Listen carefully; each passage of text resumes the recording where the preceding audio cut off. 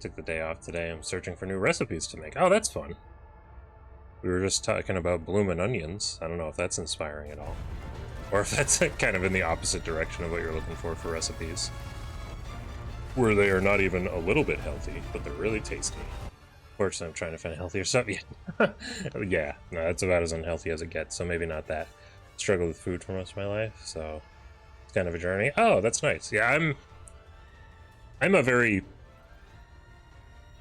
in a weird spot with food where I do like making food. Like, I'm generally the person that makes the meals for, like, me and my partner. And even at a time in my house, I used to make it a lot for, like, my roommates and stuff as well. Because I'd just be like, yeah, I mean, I'm making food for myself. I might as well make something for everybody. But I'm a very, very, very picky person. Especially, unfortunately, when it comes to things like fruits and vegetables, where, I don't know, vegetables in particular, of course, the very important one.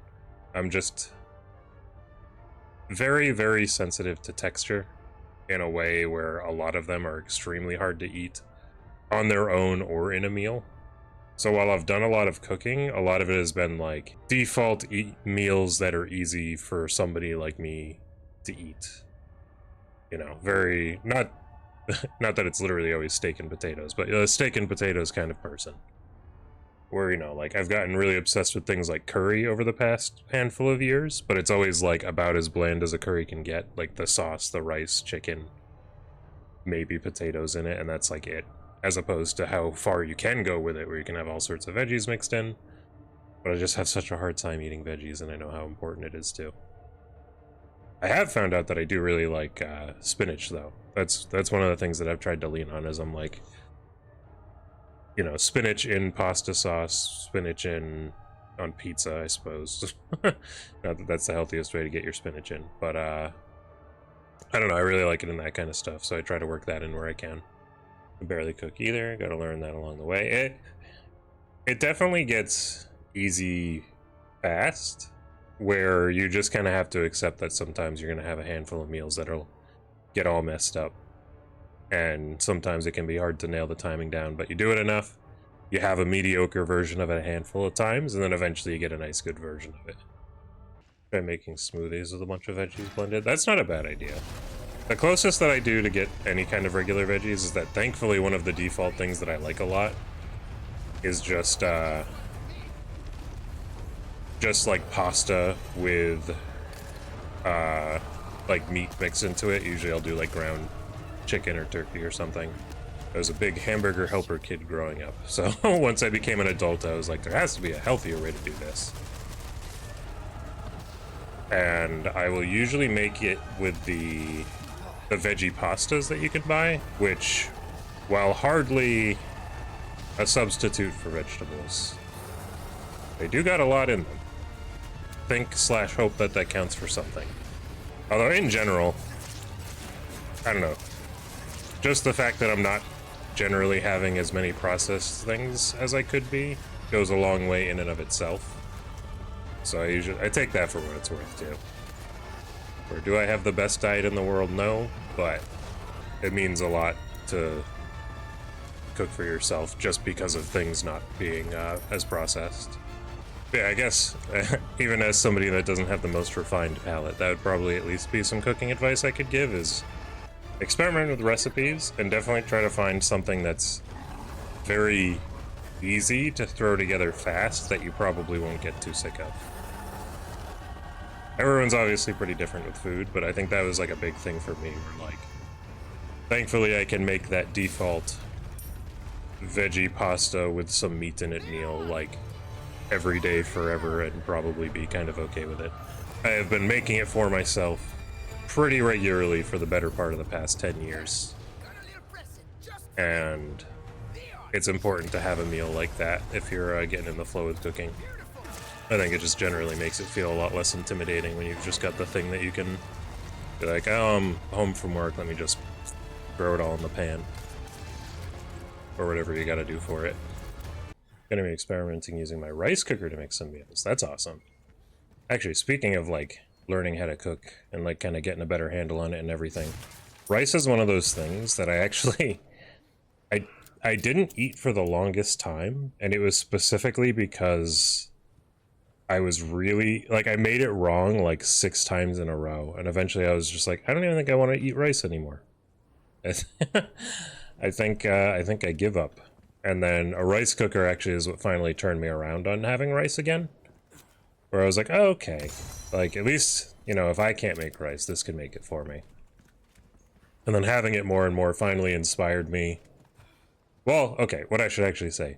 What inspired me to start making it on the pan again, or like on the stovetop, wasn't that, you know, it wasn't just necessarily that I wanted to. It's honestly that I got sick of cleaning the rice cooker. It takes like half a second to clean out a pan that you make rice in, and the rice cooker's like kind of a pain in the neck in comparison. And eventually I started doing it more, and I finally got the hang of it again. The pressure cooker just felt like cheating, because you can, like, I don't know, it feels like slow cooking something, but in like a fraction of the time.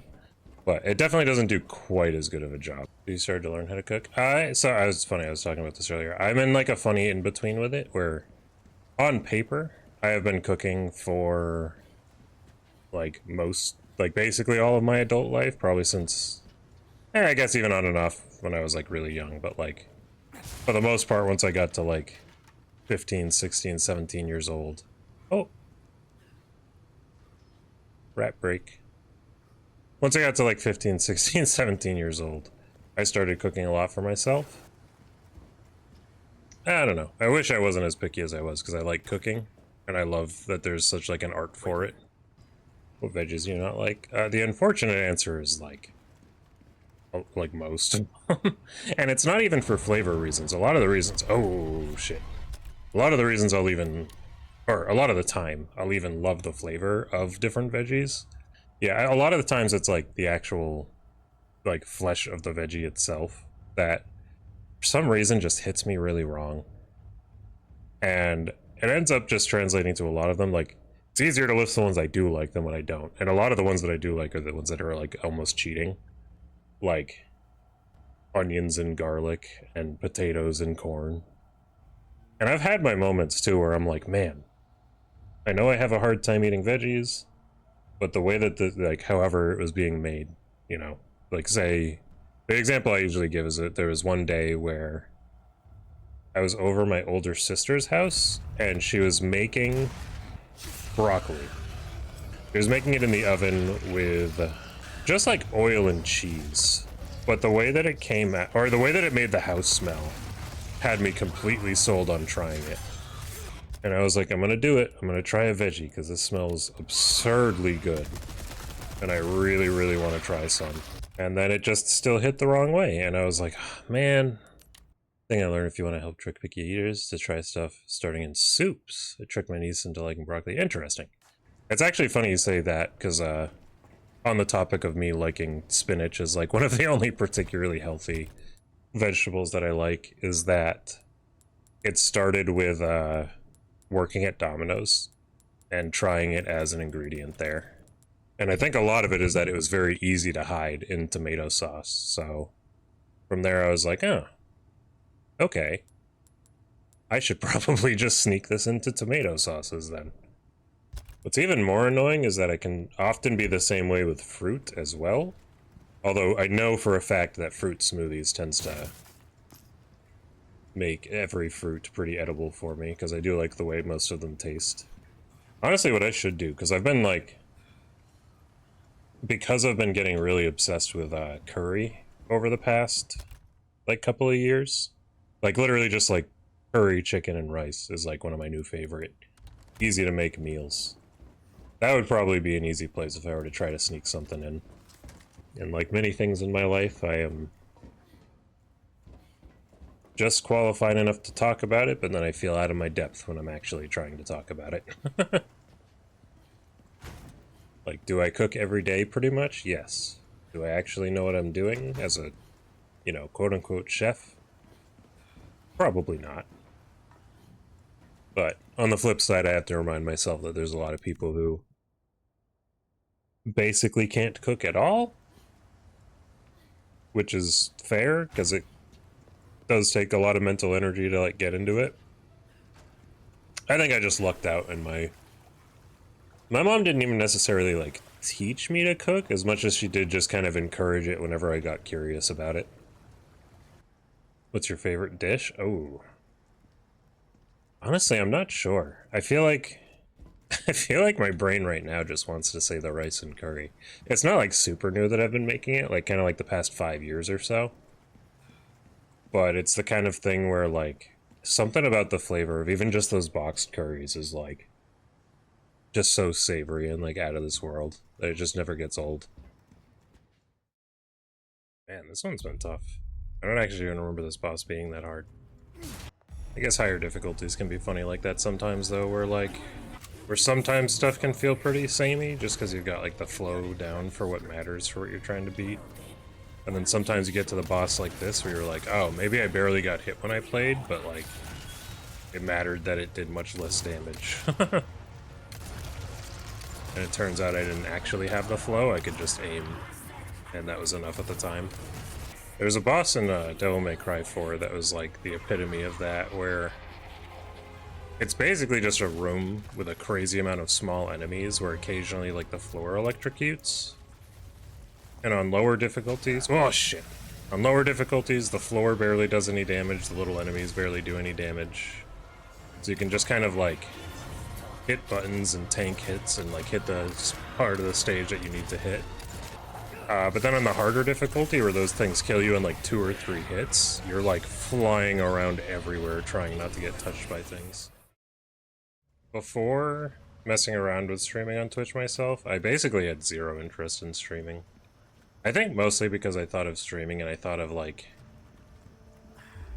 pretty much exclusively thought about it on like the big kid side of things. Oh, hello. Where it was all very like, you know, streams with like 1 billion people watching and your contributions to chat didn't like mean anything because there was so much going on all the time. So yeah, I don't know. I just like didn't have the perspective of how cute it could be on like the smaller side of things. And even like the medium-ish side of things, like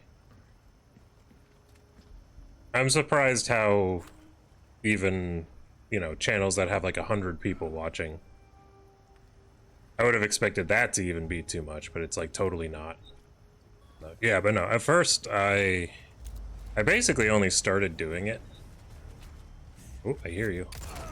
I basically only started doing it because I was like, I got into the habit of doing it in like Discord chats. Like I had like kind of like a more personal local channel. And I think at the time I was just generally starting to make more online friends. And I was like, I kind of wish I could just kind of like play games like this, but also have like extend it to all of my circles. And also if somebody random shows up, that's cool too. But then it just kind of made me realize that Twitch is kind of cool for its own reasons. Because it can very easily just turn into meeting people who've got their own people to meet, who've got their own people to meet. And it turns out there's a lot of cool people. Don't know if I've ever asked, but what was the game that really made you fall in love with gaming as a whole? Honestly, I mean, it was probably just the games that I had like on my first console, which was the Sega Genesis. I believe Sonic 2 was one of my first ever games, which I guess not only set in stone that Sonic was going to be a pretty big thing in my life, but also I feel like that planted a lot of seeds in and of itself. I feel like that the Pac-Man 2 game that I played a little while back, the one where you're like telling Pac-Man where to go on this weird little adventure, I feel like that got me really loving just how like character driven and like silly games could be.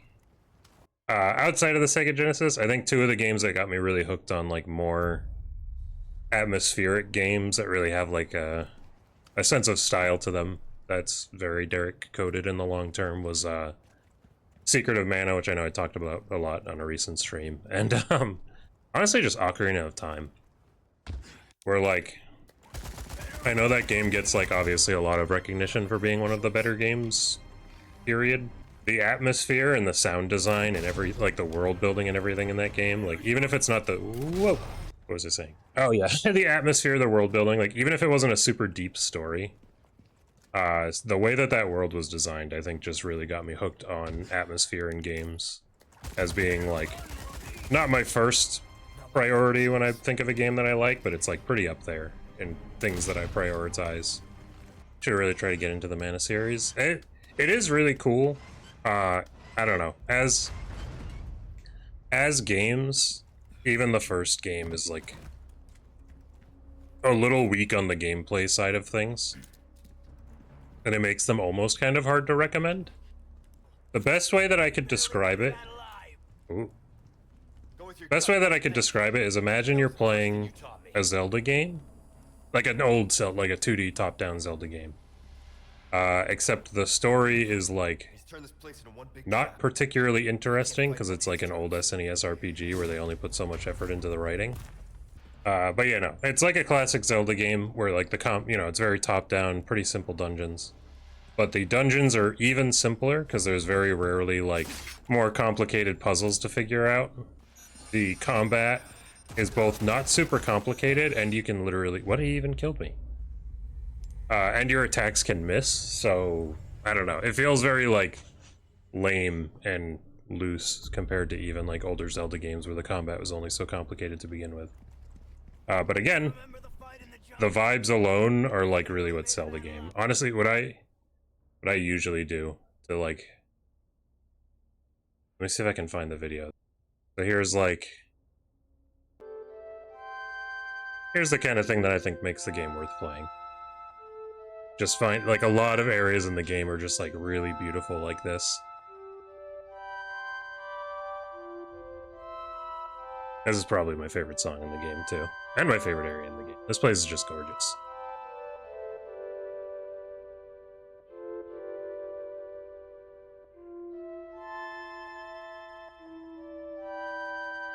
And I think this is the kind, like I said, this is the kind of thing that I think really set in motion my love of atmosphere in games, because like how do you not walk away from this and not want to like explore these places and be in these places? You know, it's another game which I kind of have on my to-do list to play eventually. Not Secret of Mana, but a very strange game that came out around the same time called... Oh, shit. Called Secret of Evermore? Which is... It's a very weird game, because you'd think, like, Secret of Mana, Secret of Evermore, they're in the same series. They are not in the same series. But they play almost exactly the same. It was like a Western dev's take on the same exact idea. So it makes for, like, a very different game. Like, they very much so, like, designed the game in their own way. And one of the big ways is also just graphically. It's like a very... Oh, look up a video of that real quick. I feel like this is one of the first, like, maybe not horror seeds necessarily that were planted, but, like, unusual, uneasy places. Where, again, it's very, like... The gameplay is almost identical to Secret of Mana, but, like, look at the fucking insane kind of place. I'm just gonna, like, skip around randomly, because everywhere will show you somewhere else that's, like, cool.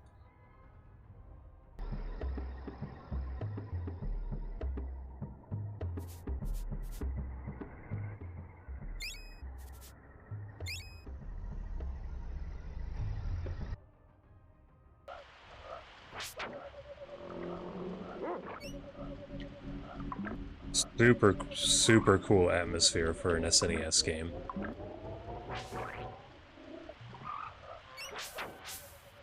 Very beautiful pixel art, and I can't even tell if it's like a mix of like pre-rendered stuff or not, but either way it's gorgeous. The sound design, especially for some of these more natural places, is extremely good.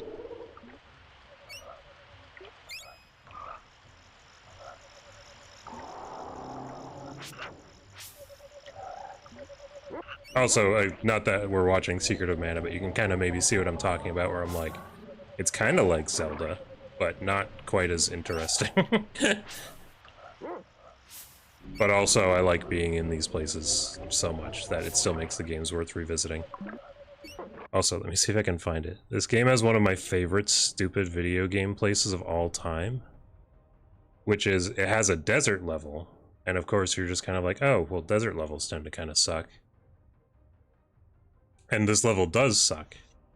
But it doesn't suck because it's a desert level. It sucks because it's a desert level that is just this. For like 20 minutes. It is a completely empty desert with extremely rare oasi. There's a handful of oases around the desert, but it's literally just this for a super long time. And I've never seen a video game do that before or since.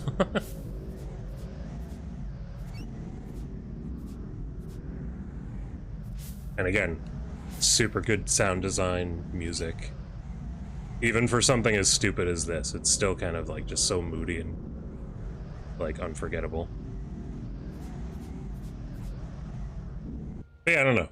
I feel like you look at a game like Secret of Evermore especially, and Secret of Mana for that matter. You've lost it completely, Krauser. And I feel like it's not particularly hard to see a through line as to why I got obsessed with a game like Yume Nikki or Yume Tuki or whatever. Oh! I guess on the topic of like, you know, influential games you grew up with, I feel like I had a funny moment recently of playing an older game for the first time and being like, wow, younger me, like late grade school, early middle school version of me would have gone absolutely insane for this game, and I kind of wish that I grew up with it. And that was Final Fantasy X, which I played for the first time within the past handful of years. It is just an absolutely gorgeous game, especially for the time, with really good music and probably just straight up the most I've ever enjoyed a turn-based combat system. And the best sport ever. I like tried to learn the rules of Blitzball for all of like 4 seconds. And eventually I just let the game like basically, whoa my gosh. Eventually I just let the game like basically play itself. And then never return to it, because you don't technically need to. Since apparently I'm just looking up a bunch of footage of other games today. Final Fantasy X.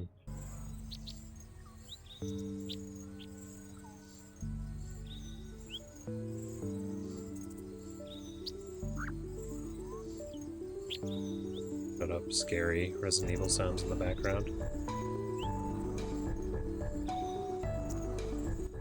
Like, again, I think little kid me would have gone like pretty fucking crazy for this game with places like this, especially because like I guess still to some extent as an adult, but especially when I was a kid I was very obsessed with like tropical places. Probably not helped by the fact that it was a very tropical generation. It has been a pretty cozy week and a cozy day. I helped Landfill the other day actually with a film project that he's doing for school, which is probably, oh shit, probably the closest I will ever get to acting.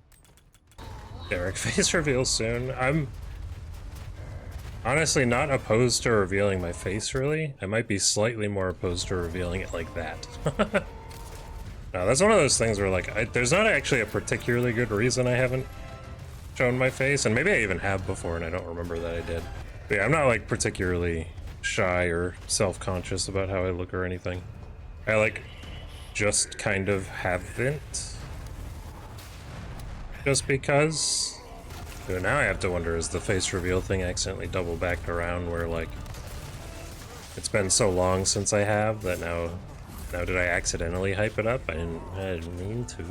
You know what I'll do? I'll do a half face reveal. And by that I mean, when I went to that big fighting game tournament a little while back, there were like people taking pictures, but it was also an event where you were wearing masks, so you can only see part of my face from a distance.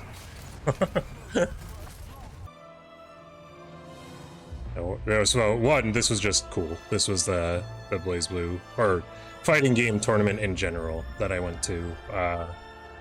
Gosh, I guess it was a little while ago at this point. Was that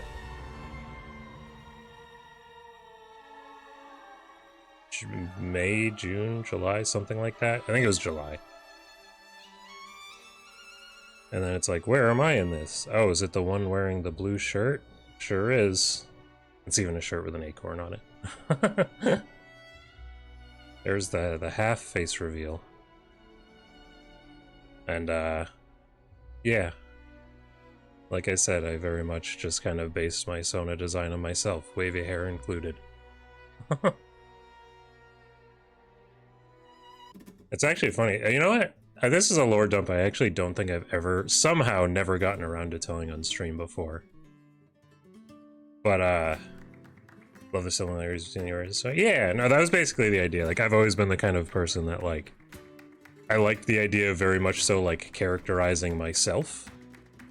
And, the lore dropping question that I don't think I've ever mentioned on stream before. For almost my entire life at this point, since middle school, have basically exclusively worn these two colors. The blue shirt and the, like, tan beige pants. Like, if you open up my, like, shirt drawer, it's like a cartoon wardrobe of just blue shirts. Often being graphic tees, like I don't literally just have like the blank blue shirts. But yeah, so that obviously was a very core part of what translated to my Sona design, was that specific outfit. So like that'll always be a part of my characters and always just be something I do. At this point, I think I'm close to 20 years deep on doing it, and I'm not going to change now. And something that like was an old thing I used to do, isn't anymore, but I wanted it to be somewhat represented in this design, is I always really liked wearing like fingerless biking gloves growing up, like just like black fingerless biking gloves. So when I was making this new design, I like translated that into this kind of like fingerless glove look that kind of goes down the arm and looks more like a proper fur pattern. It's pretty great because you can easily inflict psychic damage on everyone by wearing a different color shirt. Oh my, like that, that happened pretty early on when I like first got a job that forced me into a uniform. Or second job, I should say. My first job did have a uniform that I was supposed to wear, but it just happened to be like a blue overjacket thing. It was Market Basket, if you have those in your area, where they have these like blue jacket dress shirt smock things. They're very horrible, and I don't know why they'd make grocery store employees wear them, but so I happened to be able to wear that, and then, you know, the tan shorts. But then the first job that I had after that had like a dark green uniform shirt, and literally I remember like the first time that my friends ever visited me at work with like the biggest like shit-eating grins on all of their faces, like, oh my god, look at you, how does it feel? Like, not literally teasing me. It's not like it like bothered me on that like deep level or anything, but it was just funny for something that like I was very adamant about on my own time. Needs more, tell me to be faithful. You are not wrong. Now that is something, I mean, part of it is that I've gained more weight in recent years, but I've definitely, especially since I finished up the like more recent VR chat avatar, which I'll splash on screen in a second. Since I have finished this avatar, part of me has been interested in having like the different proportions even, and then also, yeah, a bit more tummy, because you know, I might try to go slim down on that a little bit, but I somehow doubt that I'm going back to 20s, like my 20s level of tummy. Oh yeah, that was like right before you started, or I guess right before we met each other, that this was like a phase of my life for a little bit where I was working on this avatar. Where, not that I made it from scratch, I used a base that I like a lot.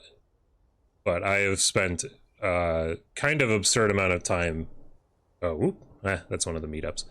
Kind of absurd amount of time making like very small tweaks, making custom facial expressions, like all that kind of stuff. Very happy with how it ended up turning out though. Yeah! This is the place where my end screen music came from. Oh, wait, let me go over to the fan. I like the fan.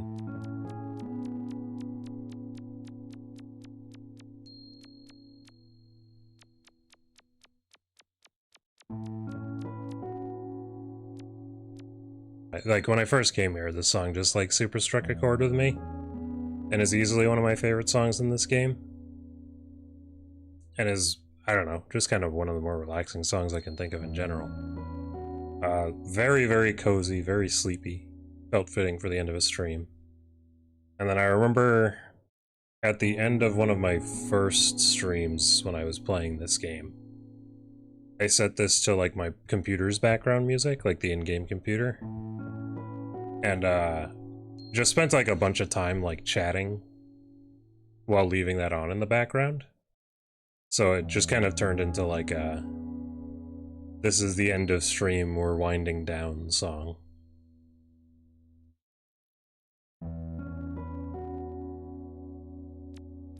Which, usually I don't have much time to just kind of chat like that at the end of a stream. Usually I'm like timing things out pretty well for when I'm gonna like head off and make dinner or whatever.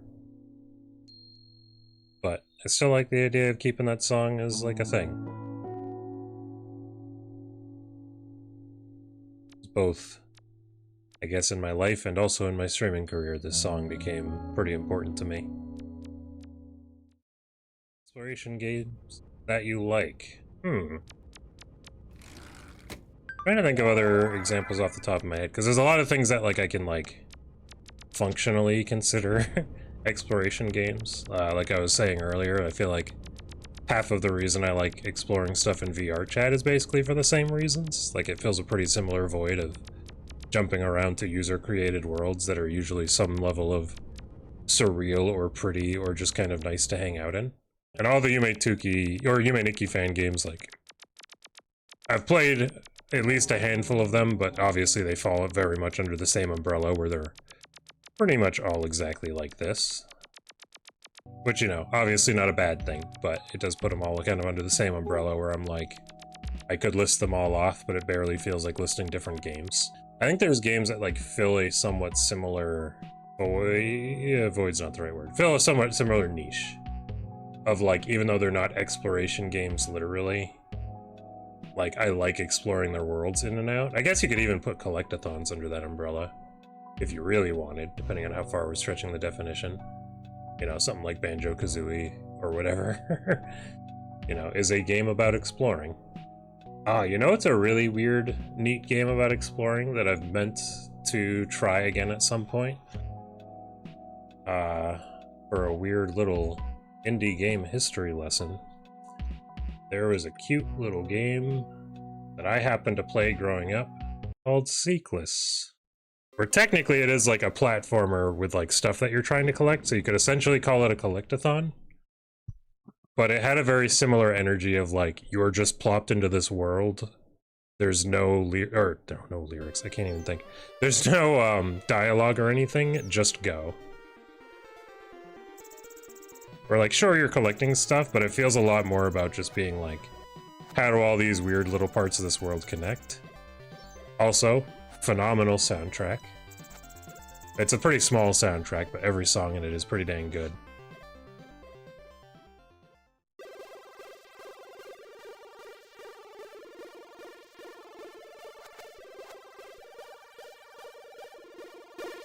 It's true, I don't need to turn it down that much.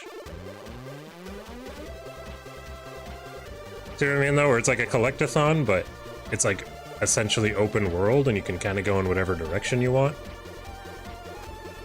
So it has a similar feeling of just kind of like, where am I? Let's just go. Yeah, that's like when I used to mess around with not RPG Maker, when I used to mess around with Game Maker in like middle school or grade school even, maybe? That was like one of the first like community-made games I played. Let me think. Other exploration-based games. Like, I don't know, is Jet Set Radio an exploration-based game? Like, it kind of is. I guess ultimately, though, it just comes down to the fact that I really like seeing worlds in games, and I do like when worlds give you the chance to, like, really explore them inside and out. And I think that's a lot of the reason I got particularly... Like, I particularly like in VR chat finding worlds that are just based on... I like finding worlds that are just based on normal video game worlds, because it feels really cool to like go to a place you're familiar with and like really find the little like nooks and crannies in them and make them feel like real places. Like, actually, I think I have like a video of it. One of my favorite worlds that I've found recently in VR chat, the first Werehog stage in Sonic Unleashed. But you can turn the music off, so it's just like night walking sound effects. And this place is like beautiful. It feels really cool to just walk around it and like see these places at eye level, even though it's ultimately just like a Sonic level. Oh yeah, it has like the fucking jumping sounds from Sonic Unleashed and everything. This isn't the best video in the world. I wish I took like a one that went a little bit deeper into the world.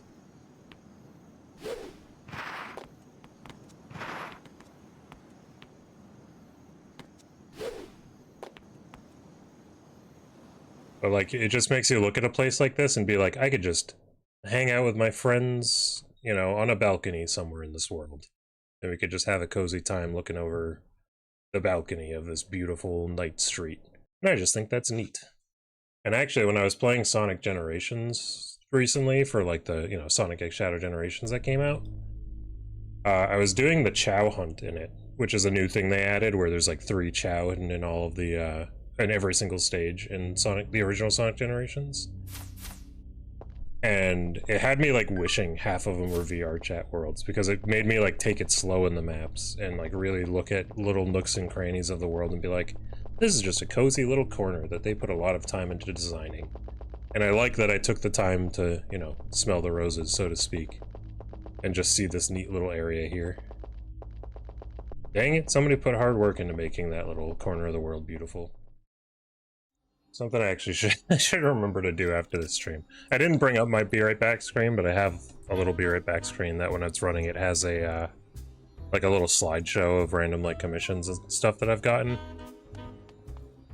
Or, like, art from friends or whatever. And, right now it has everybody's Twitter handles, and I should probably change that. Because now, almost nobody I know is using that platform anymore. Yeah, I guess just to, like, show that for 2 seconds.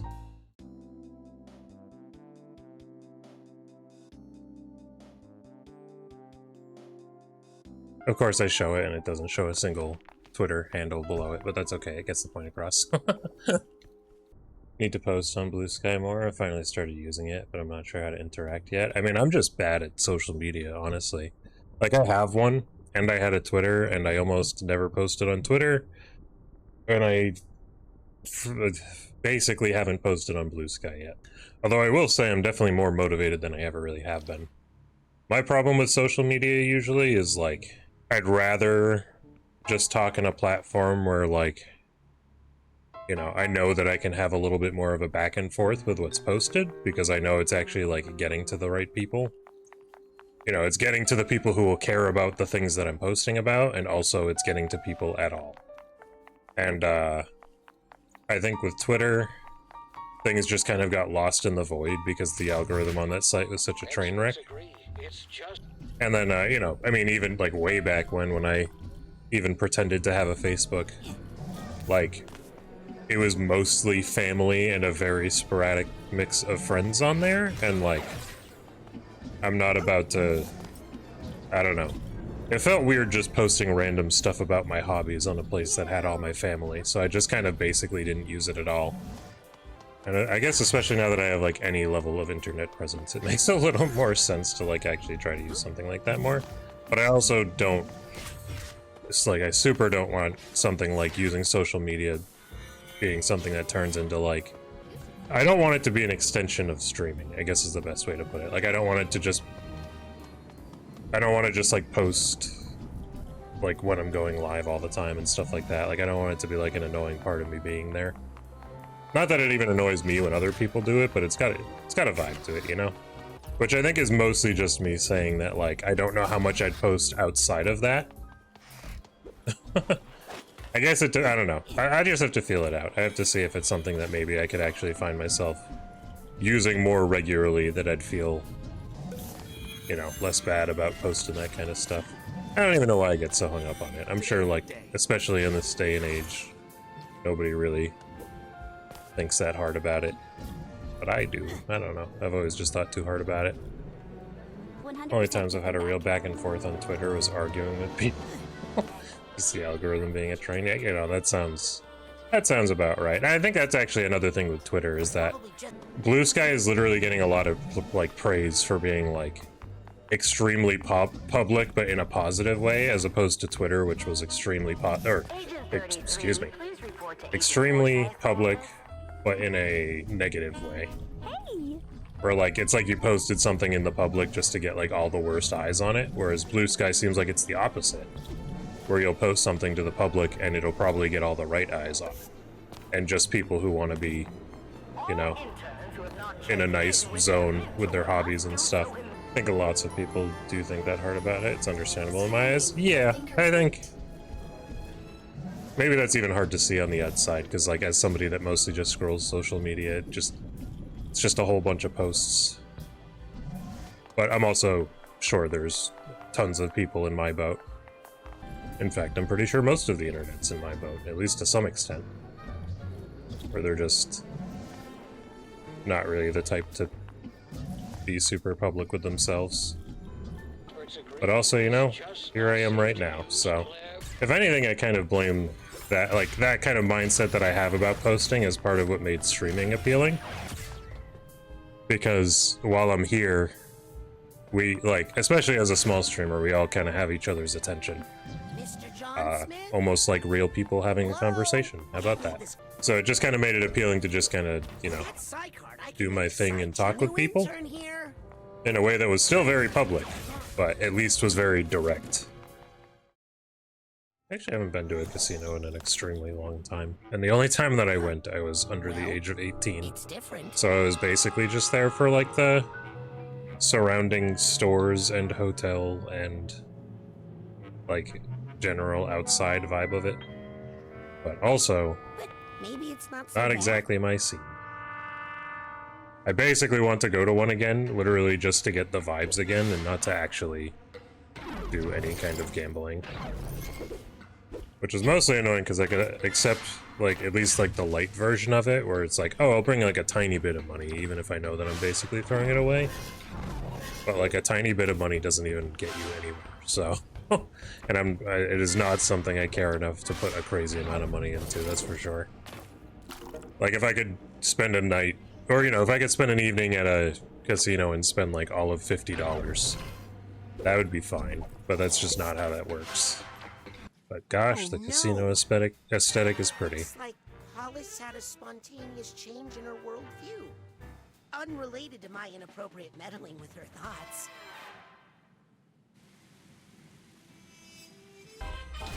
I definitely have at least always had a soft spot for like the neon light aesthetic, whether it's casino or like carnival or anything like that. Also very expensive places where it's easy to lose a lot of money fast if you're just trying to put money into it.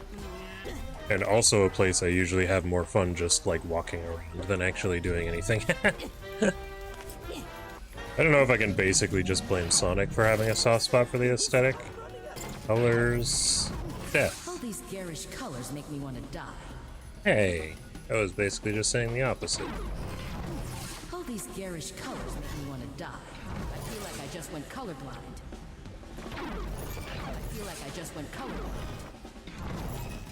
Colors wisdom. Painted this room is a genius. That's what I'm saying.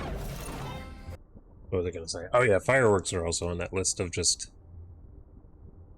I think I just like lights. Basically what I'm getting at. I feel like even before I realized that, like, you know, like gamer PC lights were such a meme, I was always pretty enamored by getting fun computer lights and stuff like that. That's and not going to get me anywhere. I think that pretty easily ties back to loving things like the casino aesthetic and like fireworks and stuff like that. You know what? I don't usually... Well, I don't usually talk about this too often, but I feel like there's some people here who might actually not know it exists and might be interested in it, which is that, if I can find it here. I do not consider myself somebody that, like, actually plans to get into the YouTube game by any means.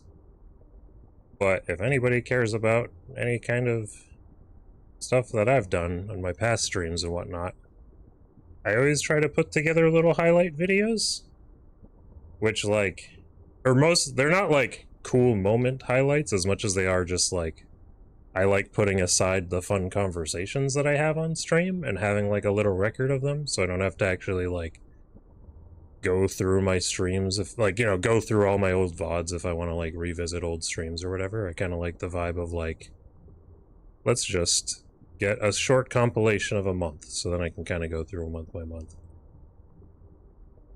I feel like I treat it more like a personal photo album I can look back on than actual like huge air quotes YouTube content. But at this point there's a lot of it built up, so if you've liked hanging out today and want some background noise, that's basically, God, I don't even know how many hours at this point of just like random fun stream conversations I've had in the past. And also I guess Axe has a pretty good history of the types of games that I've played and whatnot as well. And also my microphones over the years. I think there's only one clip where the microphone's like outright offensive. I do have all my old VODs saved, and I've considered trying to just like upload them all, but I don't know, does that get like YouTube weird? I don't know. I guess it really doesn't. I don't know if, I don't think YouTube yells at you even if you upload like hours and hours and hours of things that benefit them in no way whatsoever. Something about that just like feels wrong, but I'm pretty sure that is quite literally their business model, is not caring about how much server space of theirs you take up. I guess I won't say that I have all my old VODs, because I only started doing it after like a few months of doing stuff. Although not for a lack of trying, because I didn't consider just like downloading them at first. And I did not, I tried, so Twitch has a feature that lets you just upload them straight to YouTube, and I tried using that. And I was pretty confident it worked, because I think when you're like, before you're affiliate, they only stay up for like a day or two. So I was like, oh sick, I'll just upload them to YouTube and that way I'll have them forever. And then I came back the next day and it broke. So then I lost my first 2 or 3 streams forever, I guess, because I didn't think to just save them to my hard drive at the time. I just trusted that it would have uploaded to my YouTube channel properly, and it super didn't. And that's just a little upsetting, but it's okay.